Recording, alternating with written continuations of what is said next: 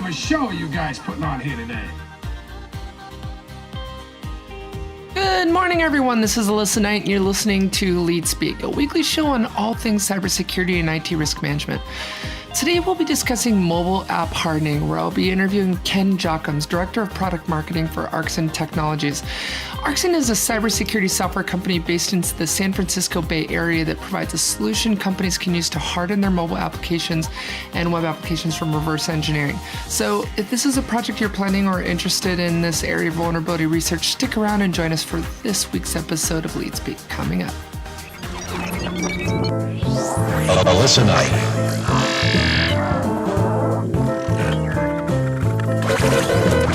That major hack attack against Sony. First, the studio's movies. 3 days after Target confirmed hacking of payment information from as many as 40 million customer credit and Incoming message.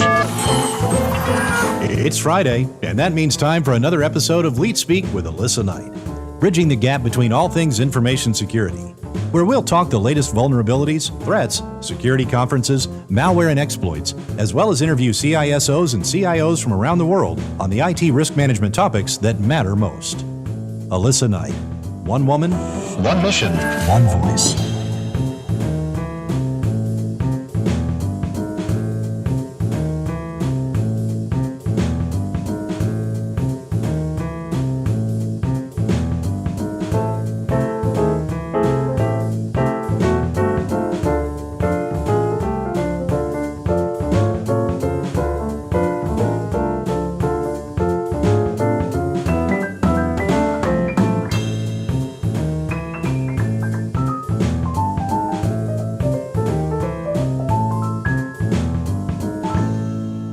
Happy Friday, everyone. I'd like to introduce this week's guest. It's Ken Jochims, the Director of Product Marketing for Arxan Technologies, a mobile application security company who will be discussing his company, product, and some of the interesting things they're doing over at Arxan. So Ken, welcome to the show. Thank you so much for coming on. Oh, thank you. I appreciate the opportunity to be here, Alyssa.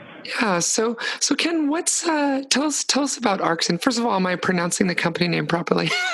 Arxan, yeah, it's interesting. So that kind of goes to the heart of the company. So it was founded a number of years ago, based around an incident that happened with a military intelligence aircraft that was brought down in a part of China called Arxan. And at that time, the crew didn't have enough time to destroy the equipment on board. So there was a research project put together at one of the researchers at Purdue to figure out how to harden the actual software and the data on those devices so that they could be so the data and the devices could be kept secret, even if they were captured. So I know that the crew did a good job trying to destroy things, but there just wasn't enough time. So the idea of that was that not only was the hardware is supposed to be protected, but then there are certain guards and ways that the software is encrypted on the devices themselves that makes it really challenging then for any attacker to decipher what the purpose of the device was and any of the data that may be on it. So that was how the company started. Fast forward probably 6, 7, 8 years ago, Arxan was split off to do the same kind of development, but to help harden business applications. So starting with Mac and PC and server kinds of apps, and then we've added into that, following the whole trend of going mobile, is providing support for mobile devices, both Windows Phone, which there's a few of those out there, but primarily iOS and Android devices. Interesting. So are you guys still doing government business? Is it a completely separate spinoff? Yeah, that's a good point. So we were a completely different spinoff, and I believe there's still an Arxan Defense that's doing that type of business, if you look that up. But, it's kind of difficult to do military contract work and then general commercial work. Right. So I believe predates me, but, years back when this decision was made, it's probably good from a business perspective to be able to divide the two apart. Yeah, separation between church and state. Yeah, I know. Yeah, security clearances and not having security clearances, those kinds of issues. Definitely. Yeah. No, that makes total sense. So who founded Arxan? Who is it? I'm assuming it was, were they former military? It started out of researchers from Purdue. It was a commercial venture based on that. So they're really, I'm not, it predates me a little bit. It is sort of in Valley terms, ancient history to go back about 15, 16 years. So, but it was originally started as from one researcher, and then he grew the company, expanded from there. Oh, so what is the problem that Arxan is solving today? Sure. So our focus today is to really help secure the application, whether it's running on a mobile device or on a PC or a Mac, and to stop that application from being reverse engineered. Today's typical focus on security, and still very much required, is things like web application firewalls or other traditional perimeter types of security, antivirus, sort of endpoint things that help try to protect the device. But where there's a large gap in what we found is that there's this hole in that security where if the application is compromised, either the app is completely compromised and turned into, if you will, sort of a zombie to take credentials and steal things from the individual that are using those apps, or the other side of it is that those apps can be taken apart and the code within them can be used to compromise the API. So if I can understand how to attack the API through the app, in either case, then I'm using the app and its ability to communicate back to the business sort of against the business and to penetrate through those perimeter securities without detection. Interesting. Yeah, it's I've been working in cybersecurity for about 18 years now, and and when we met, I confessed I just never really kind of read about stuff like this or heard about stuff like that. It's keep me honest here, but I don't think, historically there's been that much media attention around this, dark reading, Krebs, from what I can recall, I don't remember there being much around this. So this is a new threat area? Would you say is more? Well, yeah, it's interesting. It's not necessarily, I wouldn't say it's necessarily new, but I think it's gathering momentum, if you will. I think probably in a bad way. I mean, if the bad guys are going after this kind of space, but I think a lot of the endpoint security kinds of things like monitoring the app itself, monitoring the device, those kinds of protections have been in place for a number of years. Right. And they're starting to, the bad guys are basically figuring out how to go down other paths and how to attack a business through sort of that next level. I mean, every time a new kind of attack comes out, it's because the previous attack was stopped, thwarted. And, these guys are kind of like water. They do tend to move towards the next, whatever the next lowest spot is. And we're feeling that application security, application shielding is what it's sometimes called as well, is the next frontier for bad actors to be going after, to be able to take the app apart. And it's not too difficult, especially if you're looking at apps that run on Android devices, to take those apps and unpackage them and see the kinds of code that's in them and use that code then against either the app itself to steal credentials locally, or to use that data to steal data more sort of strategically against the business by penetrating through into their infrastructure.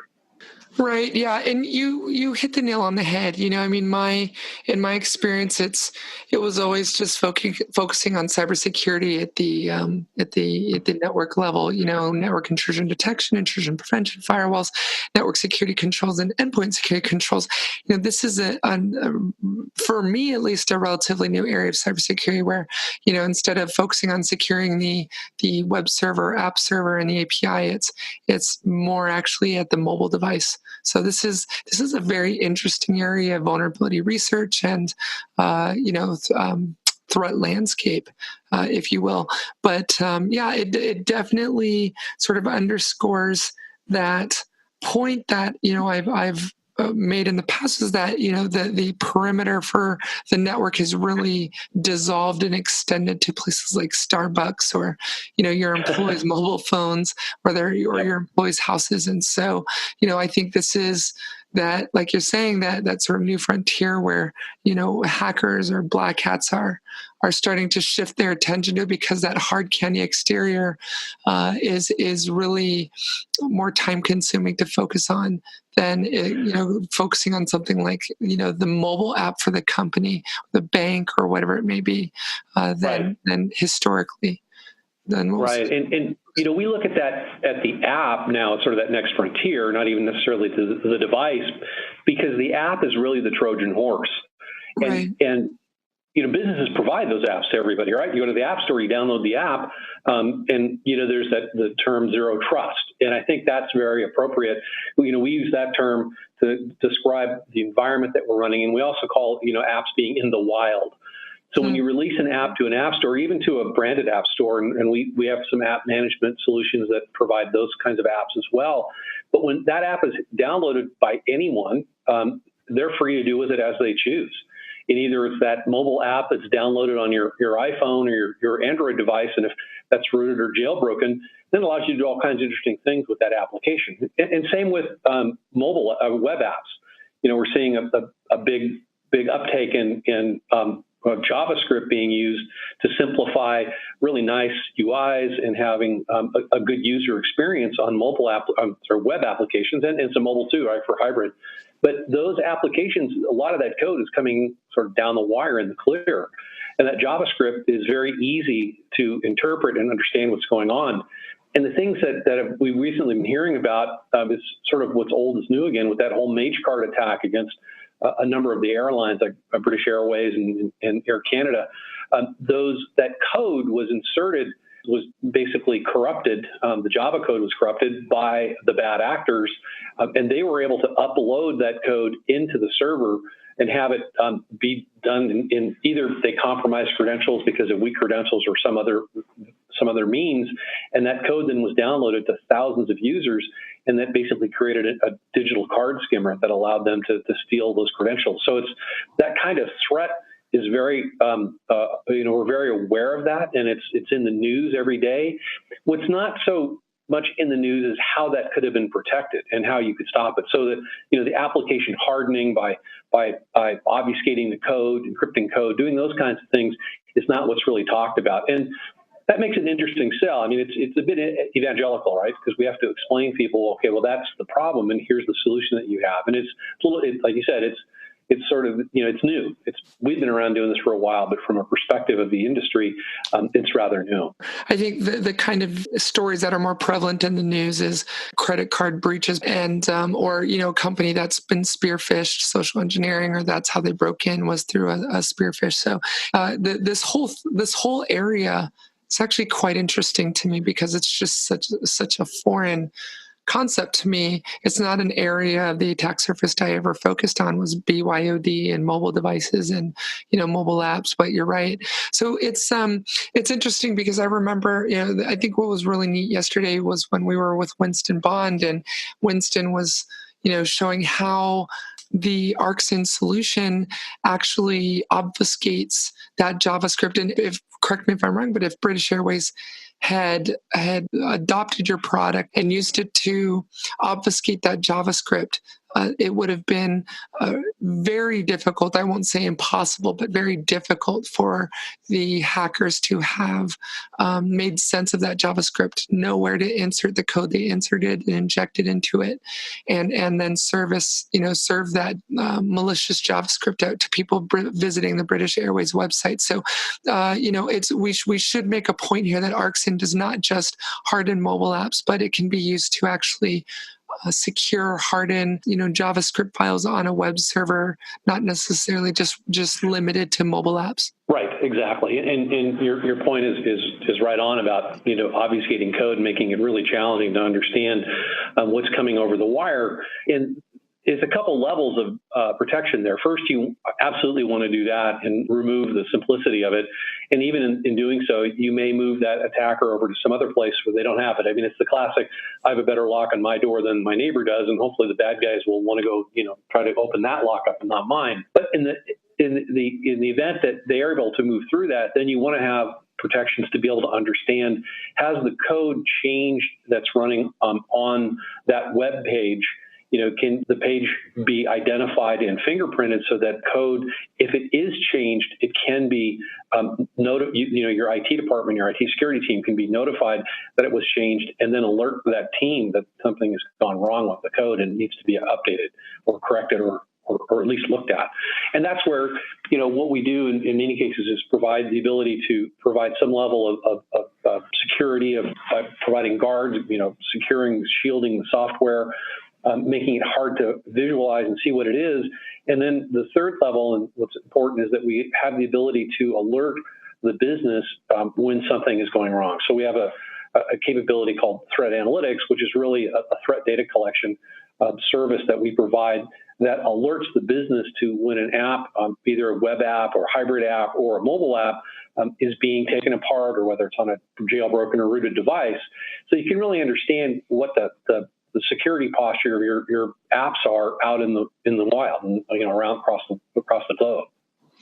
Right. Yeah. No, that's a good point. And I'm just for the edification of our listeners, so Arxan takes a multi-layered approach to securing or hardening the app. Can you explain what it is that Arxan does to secure mobile apps, how it hardens those mobile apps? So, kind of the secret sauce, if you will, the different layers of protection Arxan implements.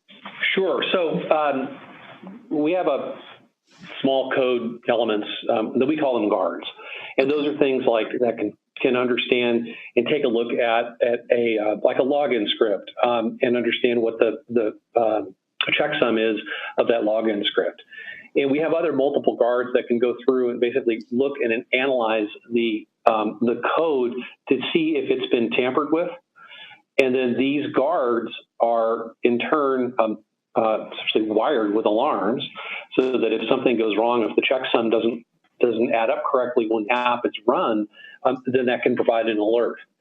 So the other thing that we do, so we take the guards, we insert them into the application code at the binary level. So generally, it's all post-production, and it's one of the things that we like. Kind of our claim to fame is that it simplifies the development build, in that you can create the guard, if you will, the guard spec or security blueprint, apply that to an application, and then that can be reapplied each time the app is updated, really simplifying successive builds of an application. And then once that's applied, then we take and obfuscate the code and scramble it, and basically through either minification and obfuscation. So we make it really challenging to take it apart, and then once you get it apart, we have the code protected and alarmed. So it's at a high level, it's sort of that three layers of provide protection, and we can also have abilities to rebuild code. So under certain areas of the code, if it's been damaged or corrupted purposefully, we can rebuild that. And then we also have options to turn off different parts of the application, including the entire application or a web app, if that's the case. Yeah, it was just interesting getting acclimated with your guys' technology, which is why I wanted to have you on the show, was because, it's interesting to me to have learned that this is even a thing. I mean, hackers downloading a legitimate version of a company's app, let's say it's a banking app, and then modifying it and then publishing a malicious version of that app.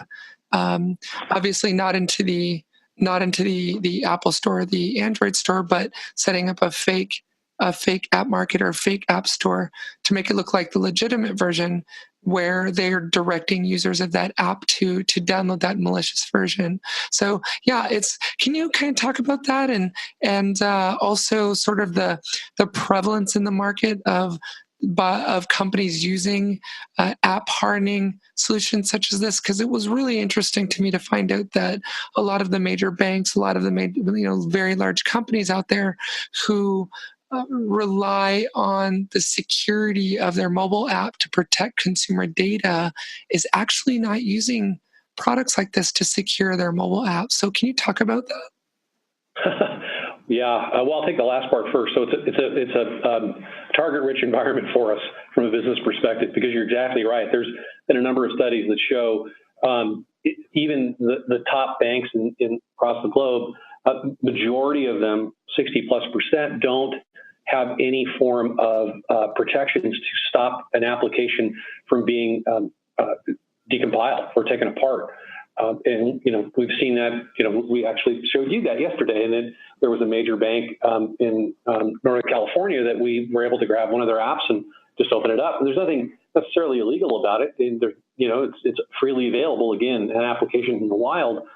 And that's where the first part of your question comes in is yes. So apps have been taken apart. There was just and today, it was middle of November, almost middle of November, there was an incident I believe in Europe where apps were actually put onto the Google Play Store that were malicious, and they were posing as a bank app, and they were able to slip through the security. And this has happened at other times as well, but the primary way that these apps are pushed out onto consumers is the app will be taken apart, and then the login credential piece of the application can be tampered with, so that instead of when you push the send button, your data is sent to the bank or the financial institution, it's actually sent to the attacker. And those apps are modified; they're put onto fake or pirated or otherwise these app stores that are obviously not part of the company, and then phishing emails or spammed emails are sent out to who knows how many number of people to download the latest XYZ bank app. And any number of people actually go to that website, download the app, and go off and have at it. This happened a few years back in Asia Pacific, and I believe it's happened in other areas too. And it's a bit difficult to locate that because it's a secondary fraud issue that happens once you enter your bank credentials. Somebody in some other country or who knows where is grabbing those credentials, and then they're using them to attack your account through a legitimate app somewhere else. So having the idea that finding where the actual attack came from may be a bit challenging, because it is a good way to do it. I mean, it's one way that you can surface a fair number of accounts, and if you're using it even in a more targeted fashion against higher worth individuals, then the payback can even be better.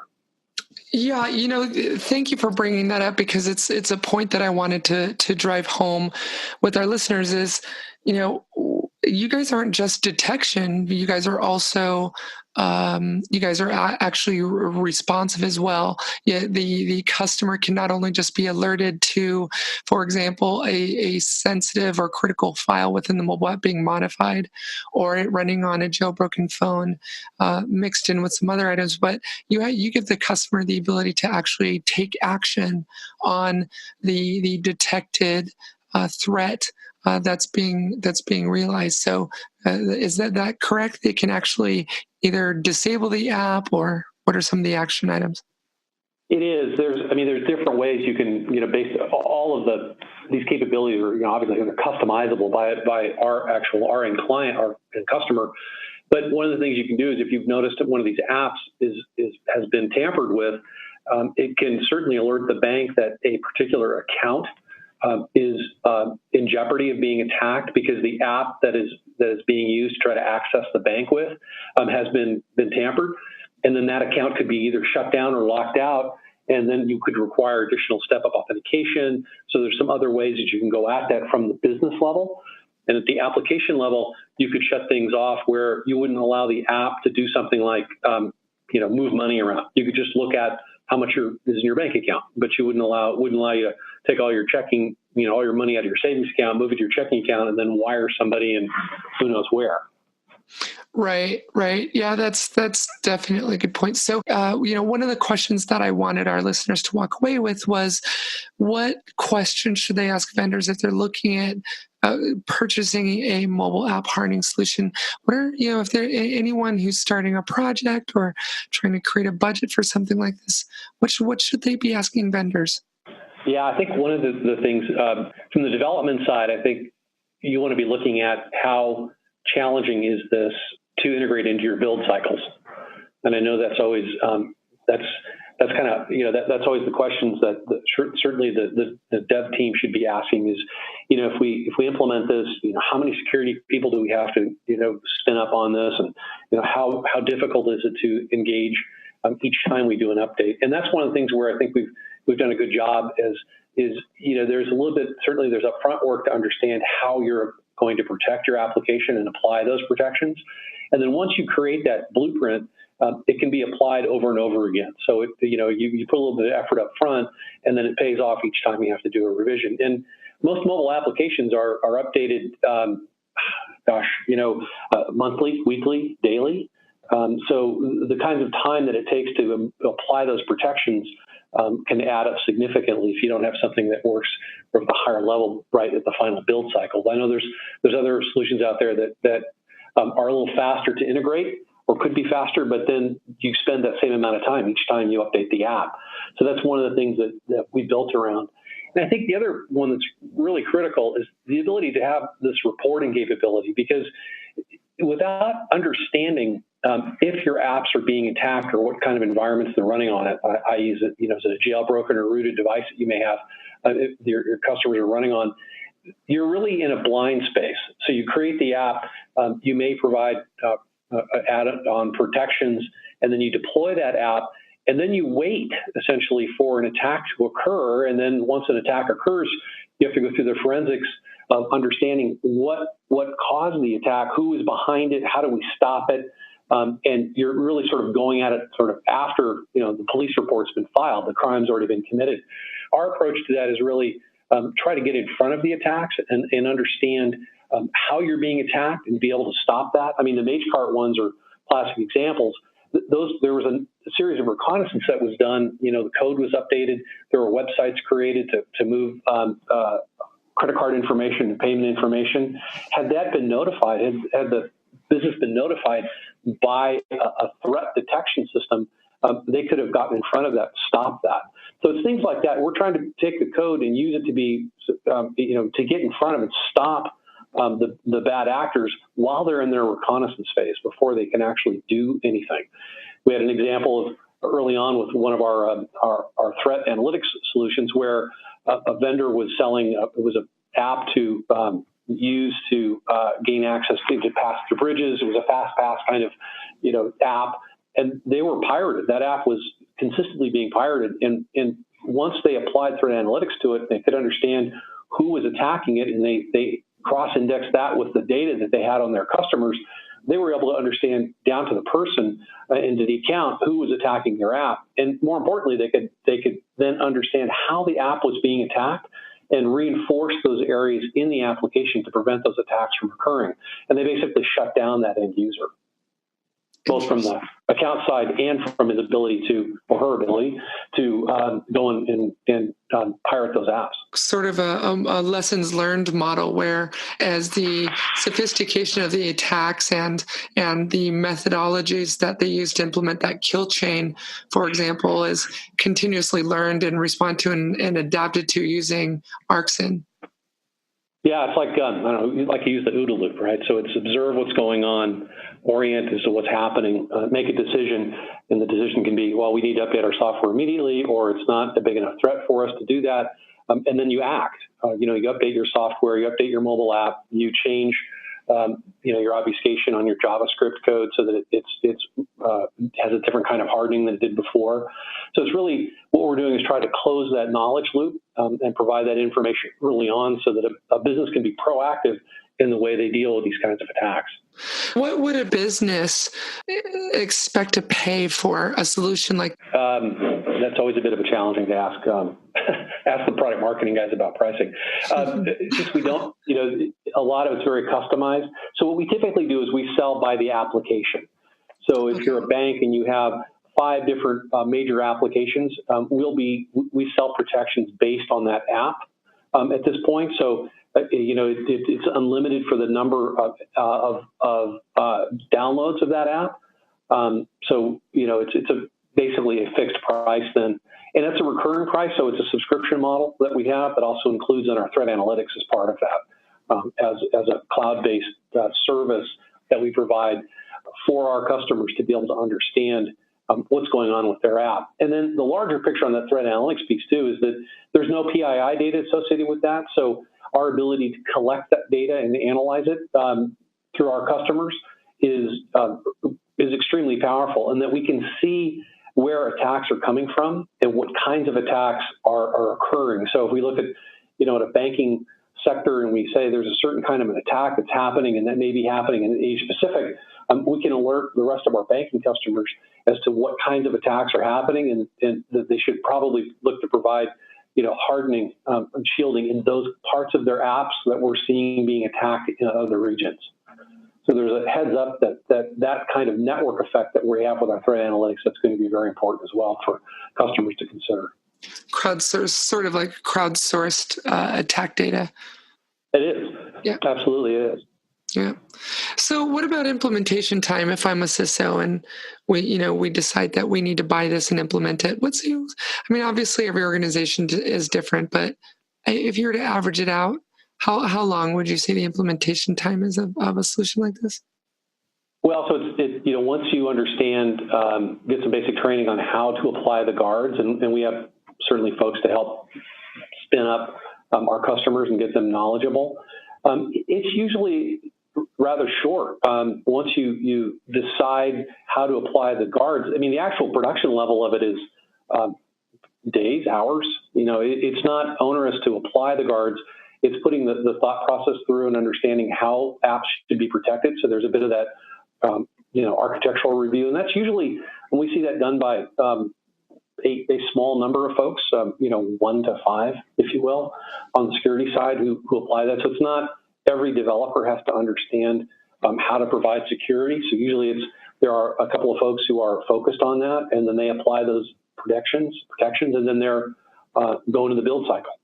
And like I say, and the next time, if you're just doing an update to the application and there's no security updates, then there's no time spent in reapplying the security. And that's, again, sort of one of those important points about how much effort does it take to apply this. So if you're not being attacked or if you're not seeing the attacks worthy of changing your protections, then there's no additional overhead required to apply our protection going forward. And I'm assuming for organizations that need assistance with that implementation, or this is a very foreign concept to them, or I'm assuming you have professional services organization that will assist them. We do. Yeah. And that leads to my final question, which is technical support. Can you describe what is technical support sold as a separate subscription? Is it included in your subscription offering? And what is that like? Is it 24/7, 365? That sort of thing? Yeah, I think that's one of the, we are a global company, so we do provide global support 24/7. And it depends on the, I believe, on the level of support that you're looking for. But like I say, we've got companies, customers who are anywhere from, in Asia Pacific, across Europe to North America, and we provide service for them as they need it. Okay, perfect. Wonderful. Is there any last minute things you'd like to share, either about the industry, about the solution, about Arxan, about, just any advice that you might have for CISOs out there who are looking? Well, I think keep your eye on the newspapers, right? And I think you have to read a little bit behind the lines. And when you see some of these mass attacks, like the MageCart ones, it's interesting to look at. It's really what the end effect is, and it's not. Nobody's talking about how to stop it or what the cause could be. Then these kinds of shielding solutions can really help prevent that and help you get out in front of that and stop that. And I think it's always a little bit about selling insurance to some extent. People don't necessarily know they've had the problem until they had the accident. So I think the thing to do is to really look at what your security posture is, understand how your applications are being deployed and how easy it is for them to be attacked, and then understand how a company like Arxan can help you secure those apps and make things a lot safer for you, your customer, and keep businesses' names out of the newspapers, right? It's all about brand damage and financial losses, and those things like lack of customer confidence because things got released, or in Europe now with GDPR, if your app isn't secure enough and people's credentials are stolen off those apps, there's certainly stiff governmental penalties that can be applied. So, it's trying to be forward thinking with how to protect your apps and ultimately your business. Right. It was really interesting to me yesterday when we sat down together with Winston, and he just so quickly loaded that major bank's mobile app into a Java decompiler and just was quickly able to find the API URLs, quickly find the whitelisting that was implemented, the SU keywords that were looked for by the app in order to identify if the phone's been jailbroken. So it was really scary. So it's almost as if you guys really have a challenge there where it's a lot of education. You're having to educate the market on, okay, not hardening your mobile app is a bad thing, and this is why. And so it really is almost like just educating really educating the market and helping them understand what the potential attack vectors are here and the repercussions of that, and not hardening your mobile app. Yep, that's absolutely correct. So, well, thank you very much, Ken. I really appreciate you joining us today, and it was a real pleasure. And we wish you luck at Arxan and some of the neat things you guys are doing over there. Great, thank you. Appreciate the time, and great being here with you. Awesome. Thanks, Ken.